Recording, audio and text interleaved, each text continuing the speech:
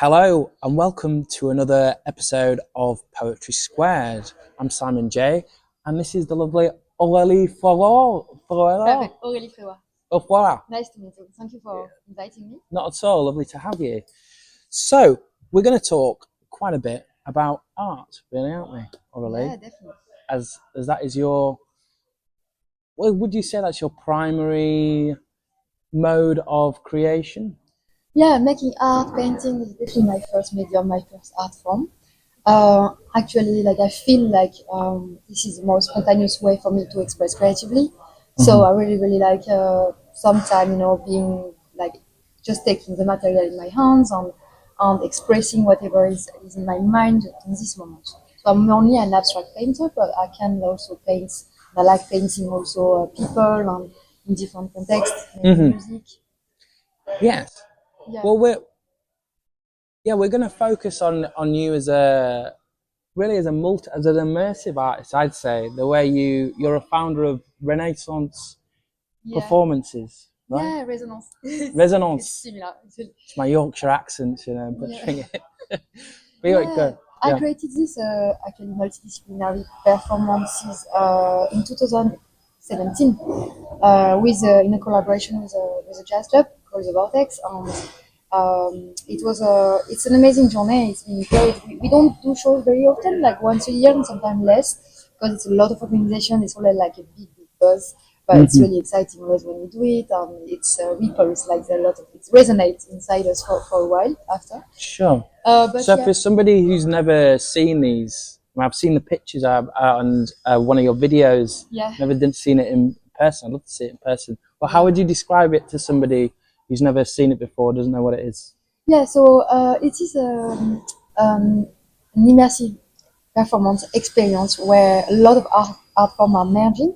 So improvised jazz, live painting, poetry, and dance movement. So we are painting live on plexiglass, so transparent. So you can see the painting. Yeah. So that adds from the reverse. Exactly, that adds a little bit of a theatrical dimension. And we are facing the audience, so which is nicer for the audience instead of just seeing our back painting and stuff. And we are interacting with the other performer all the time. So it's not one thing after the other. It's everything at the same time as we feel it, and it's all improvised. Sure. Yeah. And you've mentioned in your descriptions of who you are as an artist that you extract the poetry from a situation or from a life. Yeah. Do you want to expand on that a little bit more? Yeah, it was a statement I wrote quite a long time ago, actually. It's still true today. I'd like to actually refine it a little bit at some point, but what I wanted to say, and when I say that, is like every instant has an emotion and has a poetry behind it. And I'm feeling like the challenge as an artist, as an abstract artist, mainly I think is to really capture the essence of this emotional moment that you are feeling and make it visible through colors, shapes, movement, lines, lights. And this is what I was trying to say actually when I wrote. And I wrote this statement when I was completely starting as a painter. So it was really spontaneous and extremely raw. Like it just came as a vital need to write this and to express. So yeah, I think that's the way I see it. Really, like every song is poetry, beautiful, sad, joyful, anything, and then you just try to express it. Yeah, through art. And you mentioned that you find a rhythm in your painting as well. Yeah. When I heard that, I was like, really, a rhythm in a painting? I've never really heard that before. Yeah. But I did actually. I was like, okay, I'll look for the rhythm in what you're doing. I was like, okay, yeah, I can hear a rhythm there actually. Yeah. So what do you hear? Do you paint a lot with music on, or do you hear music when you're painting? Or? Yeah. So actually, that's why I like working with jazz musicians, because the rhythm of the painting and the brush is really going well with the rhythm of the music in jazz and improvisation. I think it's like more kind of a synchronicity, and yeah, of course, painting alongside musician for me is really exciting because I feel like I can link up their sound to a movement and to a texture and a color. And this is like an energy that I try to capture. So I think painting musician is not all about like just representing the guitar and the saxophone, painting it. It's really painting the energy of the music and of the melody, and exploring and expressing it through in your own way. It's not about making like photograph version of the concerts. Sure. So it's like it's a fluid thing, right? It's really fluid, and usually like I paint them not at all as they are in terms of what they're wearing, and the landscape usually is very different. So I change the color of what I see Sure. So, to adapt to the feeling and the emotion of the music. uh-huh. Yeah. And in terms of like things not being static and changing in life, I saw in your history, if you like, you started off doing mathematics and economics Yeah. in Paris and did a master's in that. And some people see it as a 180, other people see the creativity in both, but you've obviously come towards art now. Yeah. What was the change there for you, or do you say, or there's overlap, similarities? I mean, yeah. So I studied mathematics because I was like in a way at the time surrounded by this kind of context and environment, like where it was, I was advised to do that, and I didn't know exactly what to do, and also I liked at the time, Okay. and I still like it, but I just like science. So that was an external pressure. That was what you felt you should be doing rather than what you wanted to do. I was like, at the time, I think I didn't really, I wasn't really hearing myself. I wasn't really hearing what do I really want to do. It was more like, okay, I'm good at math. I like math. Just want to do that. To follow a route that is secure and all those kind of things that people tell you. Okay. governments and Yeah, those yeah. kind of things. So yeah, I've done a master in mathematics and applied to economy, and I like to study it because I like studying in general. But I think mathematics and art are extremely linked, even if people think they are not. There are a lot of similarities. Where would you say the similarities are? I think like when you look at the abstraction of some equation or the abstraction of mathematical concept, you can definitely see the same kind of element in art in general, in the abstract painting mainly. And when you look at geometry as well, geometry and symmetry and dimensions, I think like you can definitely feel like a common element that saying that it's completely different. I think it's too extreme, and a lot of musicians actually there are a lot of mathematical music as well. There are a lot of music and Indeed, there is. Yes. yeah, and when you look at the golden ratio and everything, like it was used by a lot of painters, like Leonardo da Vinci. And, If you can't count, then you can't be a musician, really, can you? So yeah, exactly. Like the rhythm elements, and I think the golden ratio of Fibonacci is really really important. It's really interesting too because you see it in a lot of painting when you want to have like um, a painting with more focus on a specific part using the golden ratio. It's a great way to do it because it makes the eyes focusing on a part. you say golden ratio loads of times at this point. Yeah, I too don't. many. No. Well, I've heard it means that it should be picked up on. I reckon. I've heard of this, but I don't know exactly what it is. What is the golden ratio? So it is when you see I don't know if you saw some spirals, you know. Spirals. Yeah. So they are built like in a way that it's like a Fibonacci sequence, and it's a specific dimension. Okay. It's a ratio basically. And Is this the one that bees use for honey for creating hives? Like, I'm not really sure about this, but and I've heard. I think I read this in Darren Brown or something. There's a sexagismal pattern, which is like the sixes are just in nature everywhere. yeah, Is yeah. this something to do with the golden That's this ratio? one, yes. When you look at some actually in the ear as well, there's like some shapes, Fibonacci right. shape, and also like there's I forgot the name of it, but like a vegetable. When you look, it's quite fascinating, like the way it's shaped, you know. Right. Okay. It's spiral everywhere. Yeah, so it's a construction that you have to build on. Yes. Yeah, I can tell you more about that more on that. Yeah, Okay. it's interesting. Yeah. So Go for it if you want to talk more. I think I'm good. Like it's what I mean is like it's in my work, but I'm not using it all the time. So it's just like an idea that I like exploring. Okay. And sacred geometry as well. Sacred Hmm. geometry is really interesting. Yeah, I wanted to talk to you about the spirituality Yeah. and artistry or creativity. There's usually, a strong link potentially for artists between the spirituality Yeah. Yeah. and the Yeah. creativity. Yeah. Could you tell me a little bit about your relationship between those two elements of your life and how that is brought out in your work?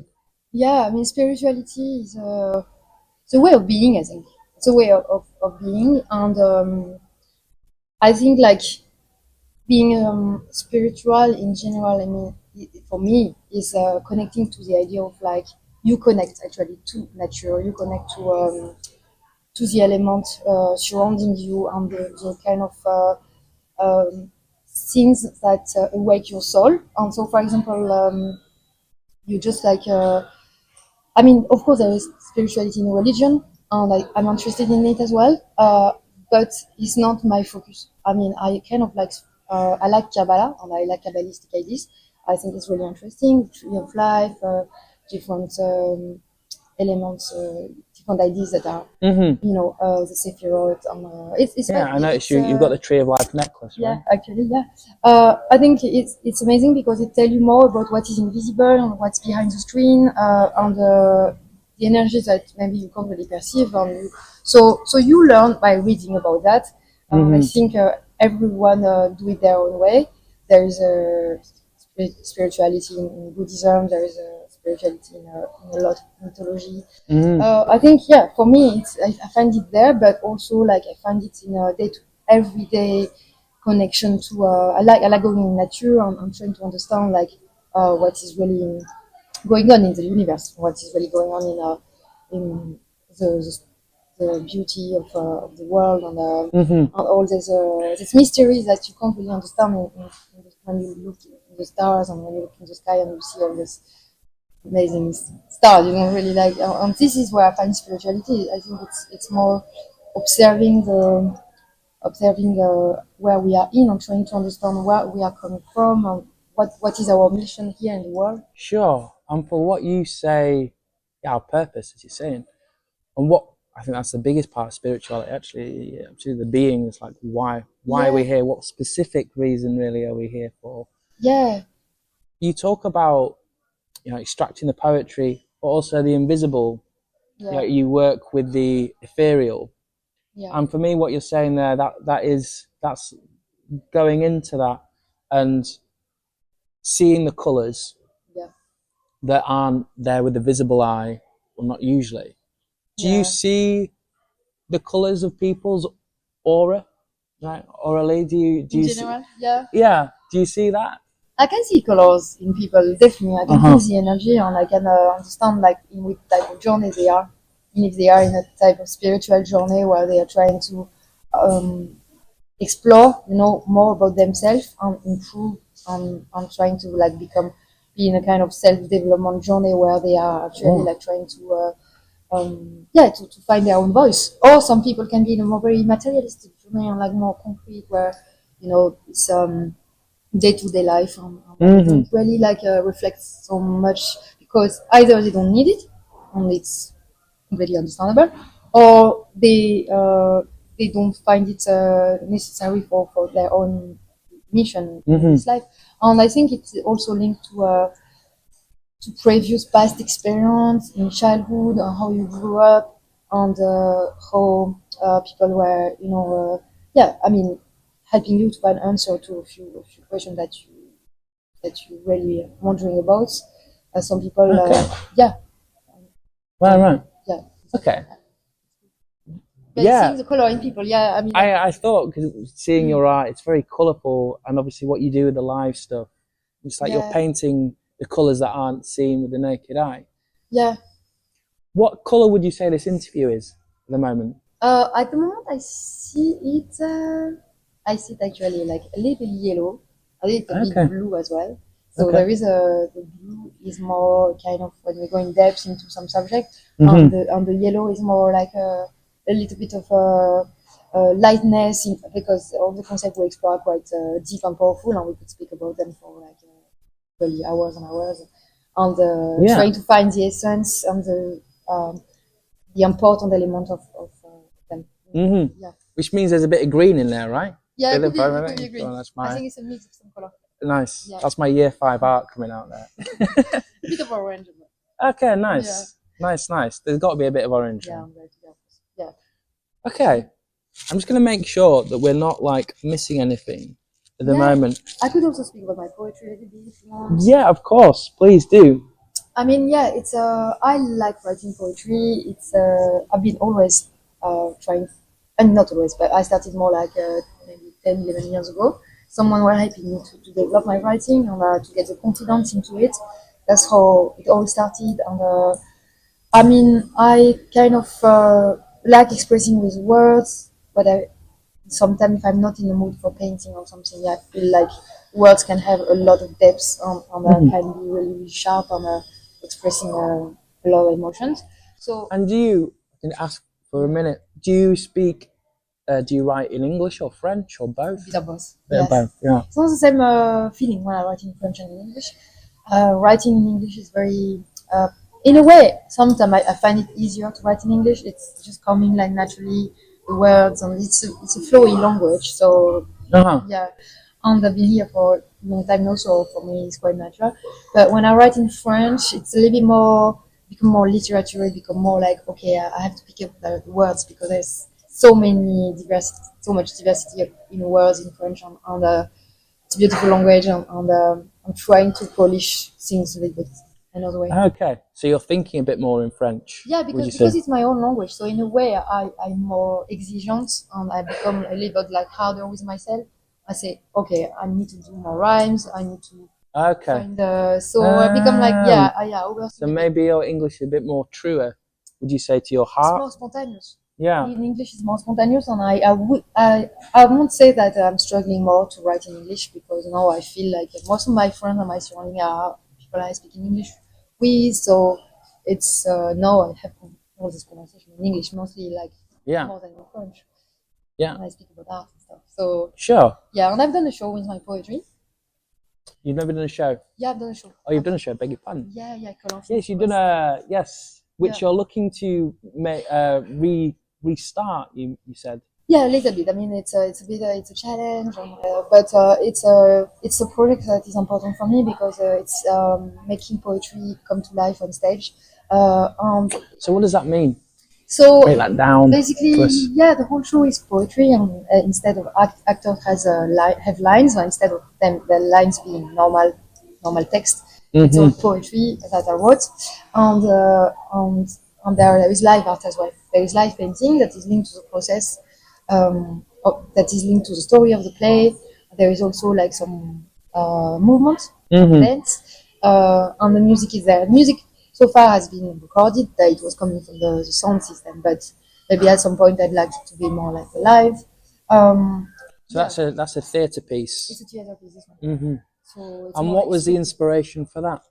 The inspiration was like I basically had many poems. I put them together. I sent it Okay. to. It was a co-writing.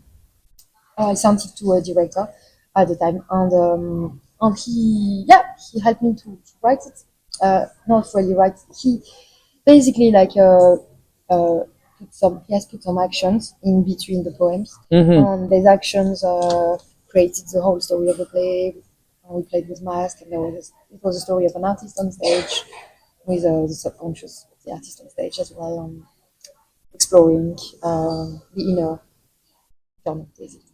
Okay. Yeah, Yes, the consciousness and the subconscious, right? Or yeah. pulling something out of the subconscious. Yeah. So it was quite a spiritual play, but that is open to development because it was more like it's like an art performance. It was theater, but an Mm-hmm. art performance, and I think, of course, it can become like more like a play. So what are you looking for in terms of that to take that to the next stage? I would like to. Quite literally. I would like to combine my experience that I have with resonance. I mean, what I mean is like I'd like to have live music during the show. Okay. I'd like to have more movement, Mm-hmm. and I'd like it to be more theater in terms of like having a little bit more dialogues, some things that are a bit more like, because it's a very abstract show. Okay. So maybe we can have some parts that are a bit more realistic that that can contrast with the abstracts. Okay. So any live musicians out there, if you're looking for an immersive poetry theatre production, Aurelie's your gal. Exactly. There we go.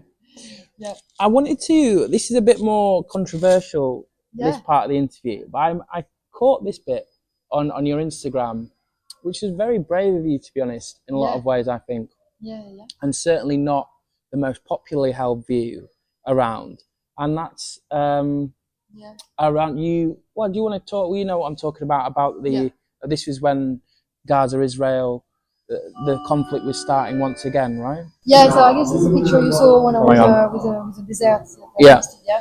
When the war started and everything. Yeah. Yeah, I mean, I expressed my feeling at the time because I thought it was important to Mhm. I'm Jewish. What made you speak up So and give like I'm support coming Israel? from a Jewish background. I have family Mhm. in Israel, and I have some of my best friends there. Been many times. I think like when you are coming from this kind of background, like me and a lot of my friends, you see the conflict with another eye, and you see the conflict another way because you have other type of information, and you know the country you've been, so you kind of like you're not influenced by by propaganda too much. Sure. And basically, like you talk about some things that you know a little bit, and some people have never been and talk about it. So that's what upset me the most. I think at the time we were all like quite shocked because it was a radio silence in all the in social media platform on the 7th of October. Nobody like expressed anything. There was no. I mean, it was like a big shock for the Jewish community in the world to see like basically like I mean, most of the non-Jewish people like didn't express anything about it. Mm-hmm. No, they didn't like post any like they did for previous things in the past. Sure. Other Other conflicts. conflicts, other situation and everything.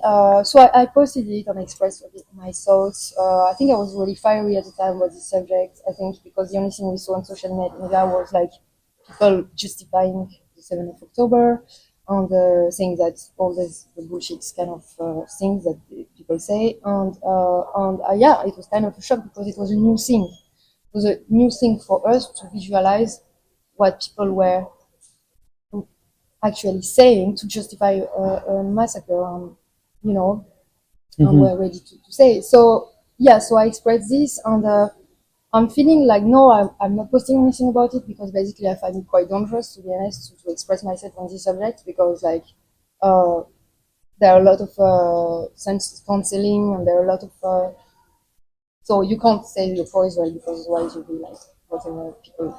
Well, you say, especially in the arts So community, there's a kind of thing around.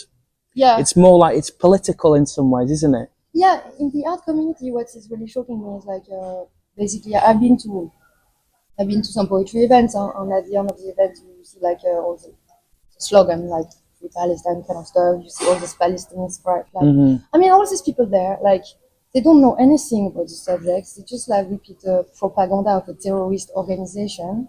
They Yeah. repeat the things, and they feel really, really proud of themselves and they think they're saving the world because they're singing Free Palestine on the street and wearing like a keffiyeh. They think that they are smart to do that, and actually, like it's not. It's not. They are like just like spoiled people who have nothing to do in their life, and and I'm thinking like it's just yeah, you have to when you have to be transparent. You have to basically shut your mouth when you're not when you are feeling that all of this is wrong. You can't express it because otherwise people see you as whatever they want to see you, and so it's a difficult time because basically you can't express yourself. Mm-hmm.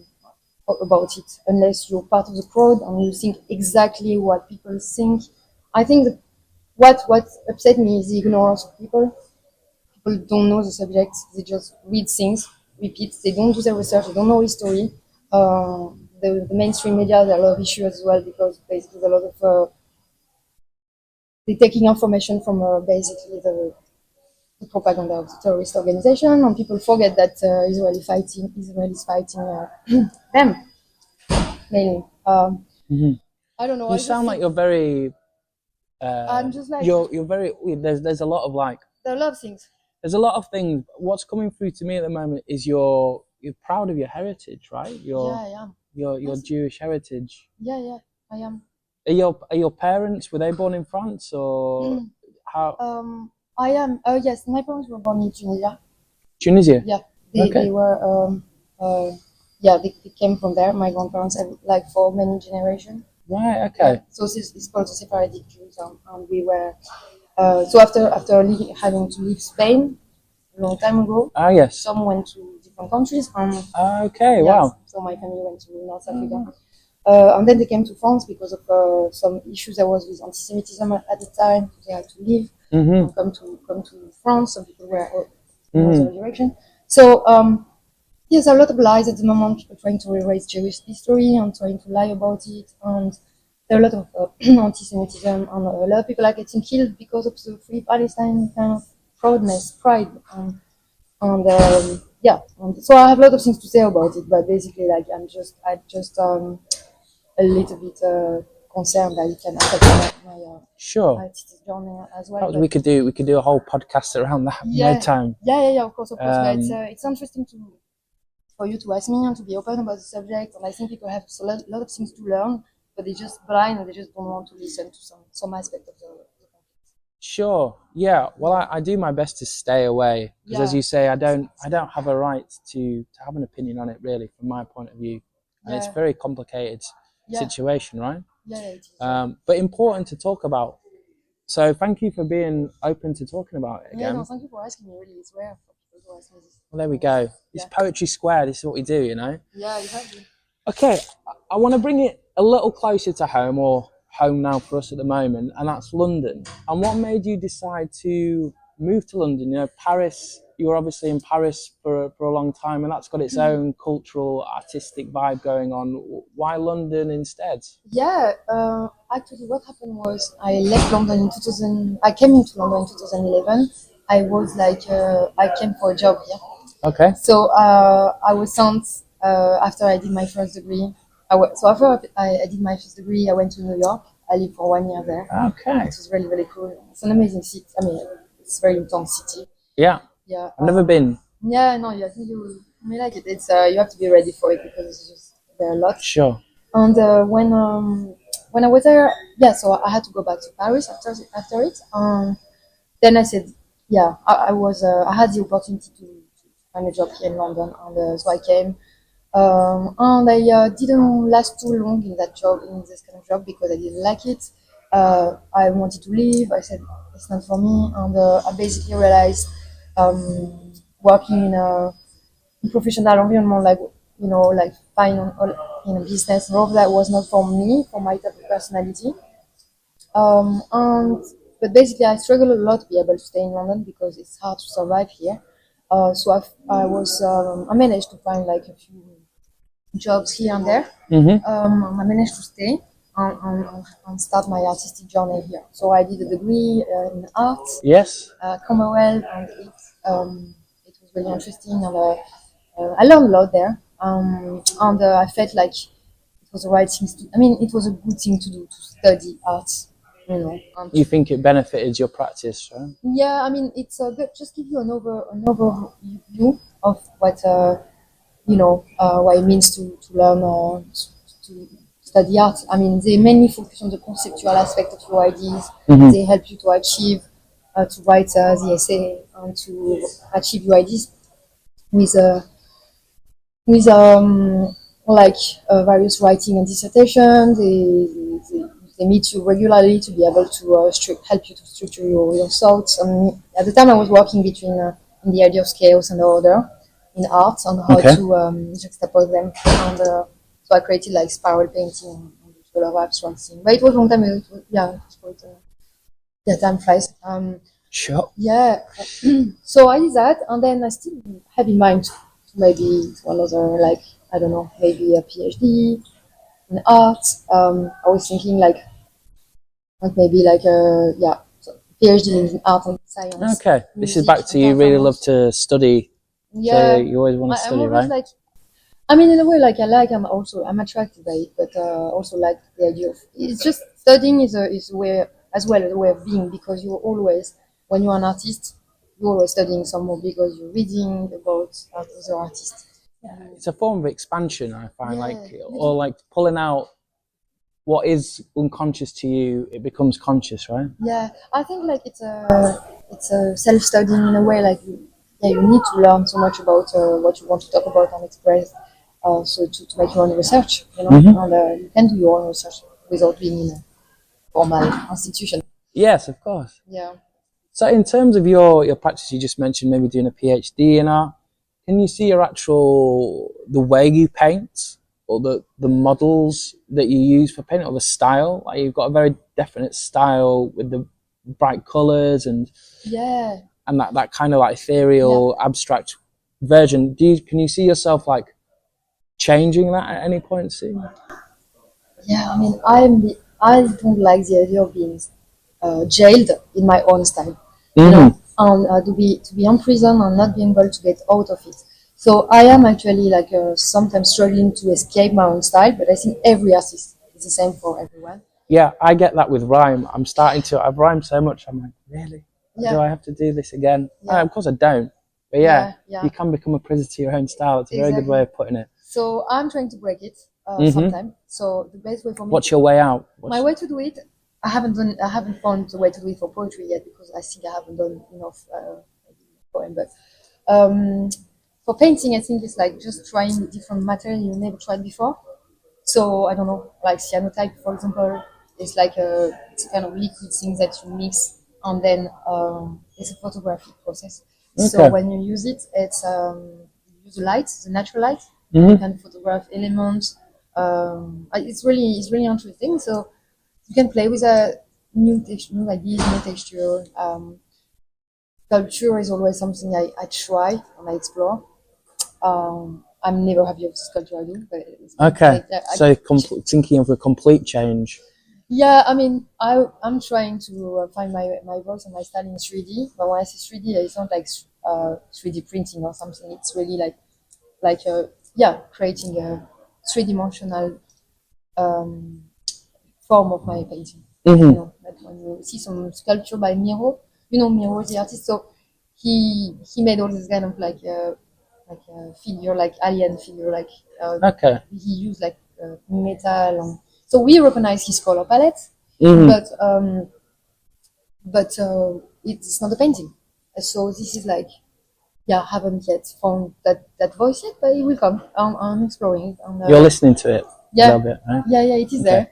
But my abstract painting, I think I always need to make them because it's just a way for me to feel like whatever my thoughts are in a specific moment, they are somewhere, they are Hmm. tangible, visible, and I just need to do it. Yeah, I can tell with the colourful outfit you've got on today. It's just like it's part of you, right? It's an extension of you, Yeah, it which is, I is think. important. That has to be Yeah, I the think way we do it. definitely. Yeah, color for me are expressing a lot of emotion and a lot of yeah, kind of so many things that I couldn't like just paint in a more like dull Hmm. or color. It's obviously correspond to who I am, really. Like yeah, Sure. what I'm going to say.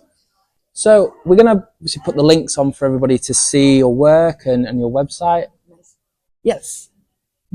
Is there anything that you want to talk about in terms of what you're doing right now with your art that you may want to let people know about? Um, yeah. So I have a show actually, like starting on Thursday. Oh, wow. Tomorrow. It's a group show, so it's not like a. I mean, it's a cool show, and if you would like to come, it's at the cave in Pimlico. I co-curate it with another artist.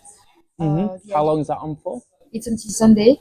Okay. It is basically a show that is all about what is paint, expressing what is painting. What does that mean to paint in during this period of AI kind of craziness on how how to be working with your hands, where Yeah. everything else takes the lead in terms of technology and things. So I tried to use AI to do a bit of painting for me, graphic design, and it didn't really hit the brief, to be honest. Unless I asked it just to do a circle with a certain colour, yeah, it kind of like, it didn't, I asked it to do, I think I was trying to, what was I trying to create, like a dolphin or a whale? It came up with a very strange whale. yeah, It wasn't good. yeah. It's a little bit like tricky. I mean, I think there is like it's a big debate on how can you reuse AI without killing it, killing the creativity and Yeah. that kind of stuff. So a lot of debates in it. Where do you stand on it at the moment? So where do I stand? This good question. I mean, the thing is like we have to play the game because it's impossible to ignore it. Otherwise, you live in another planet. So I think like if you use it, it's like everything. It's if you use it in a reasonable way, like for example, uh, like I think for writing boring emails and stuff, it can be useful. So that's good. But the idea of AI is maybe to sometimes give you a little bit of inspiration. So let's say, if you want to do some research about a team or make a painting about a thematic, and you're a bit stuck emotionally or you're a bit stuck in your ideas, you can ask AI to help you a little bit to unlock some ideas. Say, hey, so yeah. Okay, so like as a brainstorming It's more tool. than brainstorming, but I think like you can see it as a human being. Like I think like more a discussion. It's Okay. better to have it with human, I guess, but it's So to have a conversation with it's it. more like conversation. And you say like, okay, what do you think about this vision? And then that has liberated some ideas when I wanted to make painting about specific subjects. So it's unlocked a bit of creativity for you, It has given a unlocked. little like a spark sort of thing. Yeah, sometimes if you are stuck in terms of like really like a specific subject that you don't know so much, of course you can look your research on Google like before, but Yeah, or even before that, we'd probably just have a conversation with a mentor or a colleague, right? We'd just be like, hey, I'm stuck on that's the this. best thing. I think that still is the best thing Yeah. to stay human, or, of course. But sometimes people are so in a rush all the time. Yeah, that's the nature of the world these days, right? Yeah, I think it's like photography. At the time, it was a revolution. It was like, oh, it's really bad and things. So this is a picture, and so this is like always something. Really? At the time, I guess it People was a were bit like, shocking. photography was gonna, Yeah, what was it gonna do? Because people were saying, it's cheating. You have to do a painting or Oh, you should do a something. You painting. can't do like just pressing a button. At the Okay. time, I think it was like a bit The artists were worried. causing problems. Yeah, exactly. So I think AI is a bit similar. So you have That's like interesting because photography must have it's taken a while, but it's completely democratized, I guess would be the world's like static images. Anybody can be a videographer or a photographer these days. Whereas I guess back then, even it was just like you'd have to get an oil painting, or you'd have to be rich, usually, or do a little sketch. I guess a sketch would be the common person's way of capturing the world. Definitely. Okay. I think that's the way I would compare it. Like we don't know in 20 years, how things will be, and I guess AI would be like a similar kind of revolution in our daily life. And treat it as a friend. I think. Yeah. Like else. Yeah. I think you got to treat everyone as a friend, right? That's the. I think it's as much as default. Yeah, to see it as a friend, and I think to not see it like an enemy. I know some people are completely against it. Some people are using it too much. Like finding the balance, like always, for everything. Yeah. Like social media as well. Like you can drive them mad if you do it too much. Absolutely, yeah. Too right. Yeah. Okay. So. Aurelie, I want to try Aurelie Freoua. Freoua. It's very hard to say. It is, yeah. Well, I want to come to that actually in a moment. Yeah. But for now, I'll say thank you very much. Thanks so much. Really a lovely pleasure to meet you. Great to meet you. And that's another episode of Poetry Squared done. So we'll catch you next time. See you soon.